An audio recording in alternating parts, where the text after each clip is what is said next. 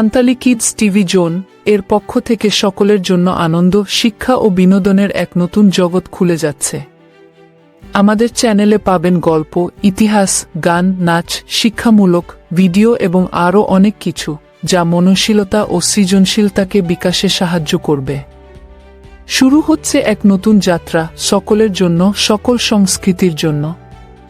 আমাদের সাথে থাকুন, আমাদের চ্যানেলটি সাবস্ক্রাইব করুন এবং সকলের হাসির মাধ্যমে আনন্দ দান করে শেখার আনন্দ ছড়িয়ে দিন।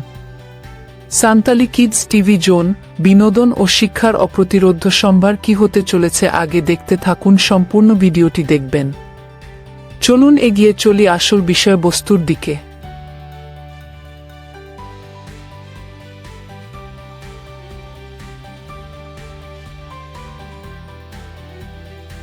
আফ্রিকা বিশ্বের দ্বিতীয় বৃহত্তম মহাদেশ, সমৃদ্ধ সাংস্কৃতিক ঐতিহ্য ও বৈচিত্র্যময় জীবনধারার দেশ। এর গ্রাম্য জীবন বিশেষভাবে গুরুত্বপূর্ণ, কারণ মহাদেশের বেশিরভাগ জনগণ গ্রামীণ এলাকায় বসবাস করে। আফ্রিকার গ্রাম্য জীবন একদিকে ঐতিহ্যবাহী কৃষি, পশুপালন এবং সম্প্রদায় ভিত্তিক জীবনধারার প্রতিচ্ছবি, অন্যদিকে এটি আধুনিকায়নের চ্যালেঞ্জের মুখোমুখি। আফ্রিকার প্রাচীন গ্রাম্য জীবন। আফ্রিকার গ্রাম্য জীবনের ইতিহাস হাজার বছরের পুরনো। প্রাগৈতিহাসিক যুগে মানুষ এখানে শিকার ও সংগ্রহকারী জীবনধারা গ্রহণ করেছিল।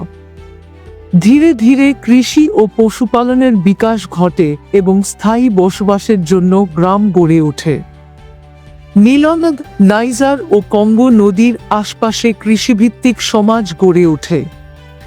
এই সময়ের গ্রামগুলোর মানুষ প্রধানত ফসল চাষ এবং গবাদি পশুপালনে ব্যস্ত থাকত। কৃষি ও পশুপালন। প্রাচীন আফ্রিকায় কৃষি ছিল গ্রাম্য জীবনের মূল ভিত্তি।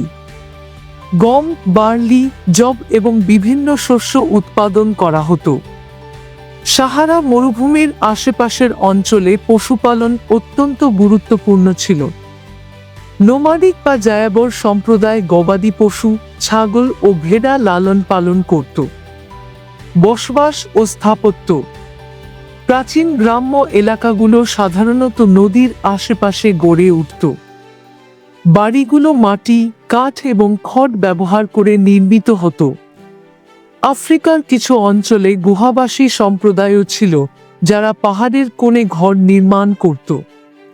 মধ্যযুগের গ্রাম্য জীবন।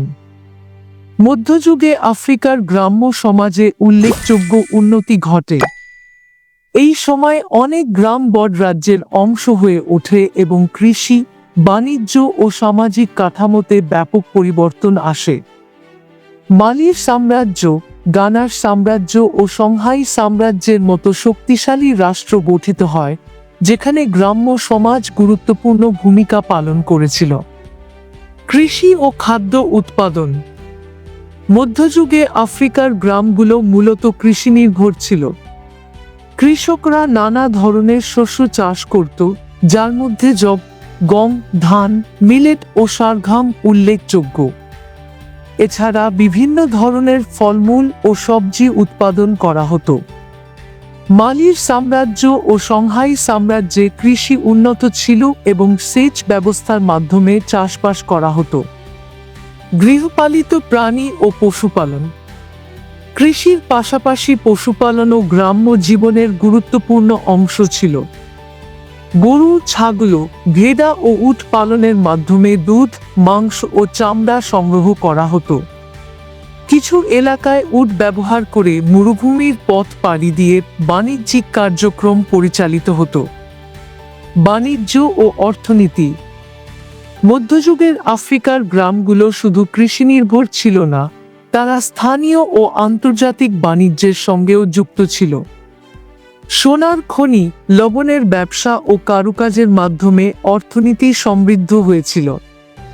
সাহারা মরুভূমির কারাভান পথ ধরে ব্যবসায়ীরা মালামাল আদান প্রদান করত।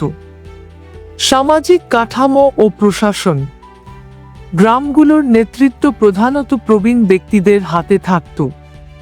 তারা বিচার, আইন শৃঙ্খলা ও সামাজিক দায়িত্ব পালন করত।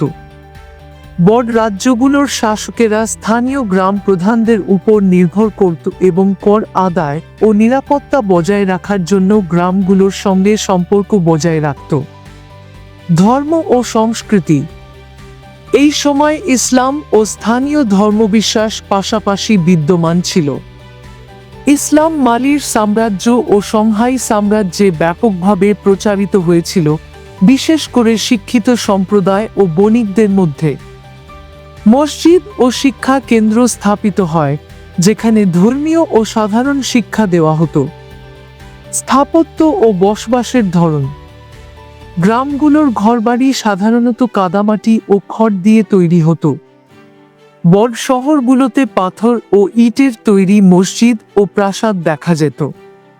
পশ্চিম আফ্রিকার টিম্বাকটু শহর এই সময়ে শিক্ষা ও বাণিজ্যের কেন্দ্র হিসেবে পরিচিতি লাভ করে। ঔপনিবেশিক যুগ ও গ্রাম্য সমাজ। ইউরোপীয় ঔপনিবেশিক শাসন আফ্রিকার গ্রাম্য সমাজে ব্যাপক পরিবর্তন নিয়ে আসে। এই সময় কৃষি, সামাজিক কাঠামো, অর্থনীতি, সংস্কৃতি ও জীবনধারায় উল্লেখযোগ্য রূপান্তর ঘটে। ঔপনিবেশিক শাসকরা স্থানীয় জনগোষ্ঠীর ওপর রাজনৈতিক ও অর্থনৈতিক দখলদারি প্রতিষ্ঠা করে, যা গ্রাম্য ঐতিহ্য ও জীবনধারাকে প্রভাবিত করে। কৃষি ও ভূমির দখলদারি।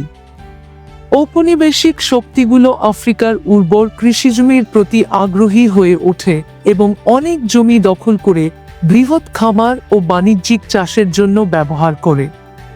তারা কফি, কাকাও, তুলা, চা ও রাবারের মতো অর্থকরী ফসল চাষ বাধ্যতামূলক করে তোলে। ফলস্বরূপ গ্রামীণ কৃষকরা নিজেদের খাদ্যশস্যের চাষ কমিয়ে অর্থকরী ফসল উৎপাদনে বাধ্য হয়, যা খাদ্য সংকটের সৃষ্টি করে। নগরায়নের প্রসার ও শ্রমিক শোষণ। ঔপনিবেশিক যুগে শহরায়নের হার দ্রুত বৃদ্ধি পায়। ইউরোপীয়রা শিল্প ও বাণিজ্য কেন্দ্র হিসেবে শহর গড়ে তোলে এবং গ্রামবাসীদের সেখানে কাজ করতে বাধ্য করে। অনেক কৃষক চাকরির সন্ধানে শহরে যেতে বাধ্য হয়, ফলে গ্রামীণ জনসংখ্যা হ্রাস পায়। খনি ও রেলপথ নির্মাণের জন্য সস্তা শ্রমের চাহিদা বৃদ্ধি পায়, যার ফলে গ্রামবাসীদের কম মজুরিতে কঠোর পরিশ্রম করতে হয়। সামাজিক কাঠামোর পরিবর্তন। ঔপনিবেশিক শাসকরা আফ্রিকার গ্রামীণ সমাজের প্রচলিত সামাজিক কাঠামো দুর্বল করে দেয়।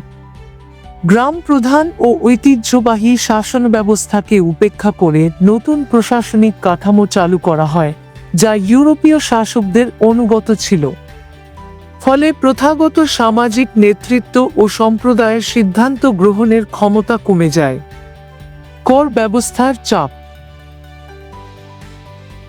ঔপনিবেশিক সরকার স্থানীয় জনগণের ওপর কর আরোপ করে, যা গ্রামবাসীদের জন্য আর্থিক চাপ সৃষ্টি করে।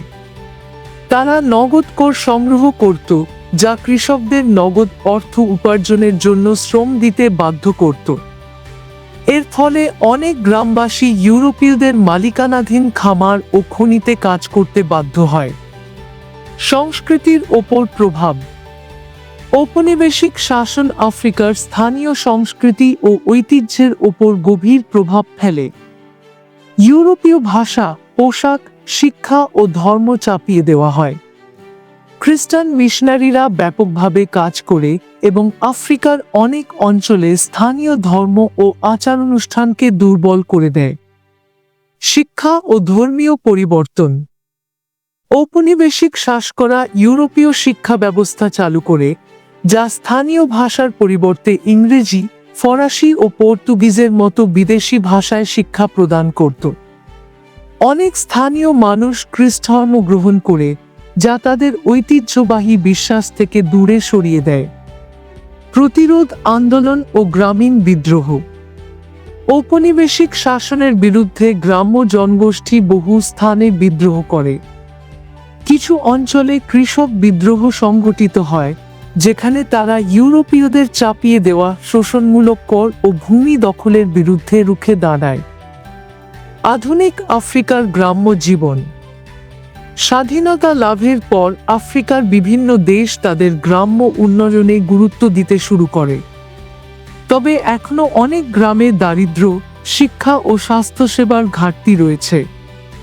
আধুনিক প্রযুক্তি ও কৃষির উন্নতির ফলে কিছু পরিবর্তন এসেছে, কিন্তু অনেক স্থানে প্রথাগত জীবনধারাই প্রচলিত। অর্থনৈতিক পরিবর্তন। বর্তমানে কৃষি, হস্তশিল্প এবং ক্ষুদ্র ব্যবসা গ্রামীণ জীবনের প্রধান জীবিকা। উন্নত সেচ ব্যবস্থা, আধুনিক কৃষি যন্ত্রপাতি এবং বাজারকেন্দ্রিক কৃষিকাজ কৃষকদের জীবনমান উন্নত করছে। শিক্ষা ও স্বাস্থ্য। শিক্ষা ব্যবস্থা উন্নত হলেও অনেক গ্রাম এখনো শিক্ষার সুযোগ থেকে বঞ্চিত। শহরের তুলনায় গ্রামে চিকিৎসা ব্যবস্থার সংকট বেশি। সরকারি ও বেসরকারি উদ্যোগের মাধ্যমে এই সমস্যা সমাধানের চেষ্টা চলছে। প্রযুক্তির প্রভাব। মোবাইল ফোন, ইন্টারনেট এবং সৌরশক্তি গ্রামীণ জীবনে ধীরে ধীরে প্রভাব ফেলছে। কৃষি, স্বাস্থ্য ও ব্যবসায়িক কার্যক্রমে প্রযুক্তির ব্যবহার বাড়ছে, যা গ্রাম্য সমাজকে আধুনিকায়নের দিকে এগিয়ে নিচ্ছে। উপসংহার।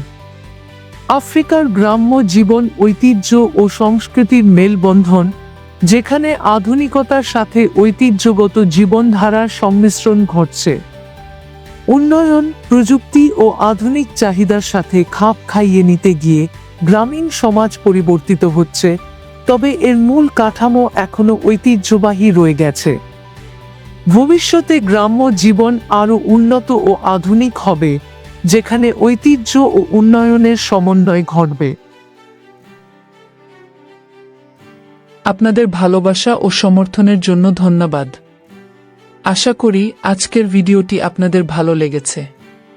আমাদের চ্যানেল সাবস্ক্রাইব করুন, লাইক, কমেন্ট ও শেয়ার করুন। নতুন ভিডিওর আপডেট পেতে আমাদের সাথেই থাকুন। সান্তালি কিডস টিভি জোন, শেখো, হাসো, আনন্দে থাকো। পরবর্তী ভিডিওতে আবার দেখা হবে।